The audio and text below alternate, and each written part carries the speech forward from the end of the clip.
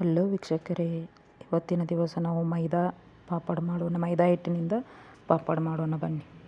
1 glass ಮೈದಾ ಹಿಟ್ಟು, ಸ್ವಲ್ಪ ಜೀರಿಗೆ, ಸ್ವಲ್ಪ ಎಳ್ಳು ಮತ್ತು ಸ್ವಲ್ಪ ಉಪ್ಪು, ರುಚಿಗೆ ತಕ್ಕಷ್ಟು ಉಪ್ಪು ಹಾಕಿ ಮಿಕ್ಸ್ ಮಾಡಿ ಚೆನ್ನಾಗಿ. ಅದಕ್ಕೆ 1 ಗ್ಲಾಸ್ ನೀರಿಗೆ 1 ಗ್ಲಾಸ್ ಹಿಟ್ಟಿಗೆ 2 ಗ್ಲಾಸ್ ನೀರನ್ನು ಹಾಕಿ ಚೆನ್ನಾಗಿ ಮಿಕ್ಸ್ ಮಾಡಿ. ಗಂಟು ಉಳಿಬಾರ್ದು, ದೋಸೆ ಹಿಟ್ಟಿನ ಥರ ಬರಬೇಕು.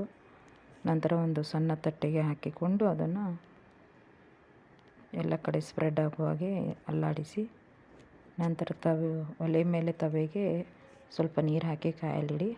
ಅದು ಕುದಿ ಬಂದ ನಂತರ ಈ ತಟ್ಟೆಯನ್ನು ಅದರಲ್ಲಿ ಇಡಿ.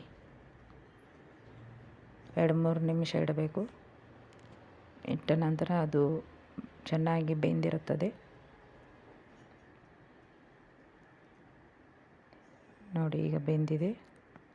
ಇದನ್ನು ಸಣ್ಣ ಸೂಜಿಯಿಂದ ತೆಗೆದು ಈ ರೀತಿ ತಟ್ಟೆಗೆ ಹಾಕಿ, ನಂತರ ರುಚಿಕರವಾದ ಮೈದಾ ಪಾಪಡ್ ಸವಿಯಲು ಸಿದ್ಧ. ಧನ್ಯವಾದಗಳು ವೀಕ್ಷಕರೇ.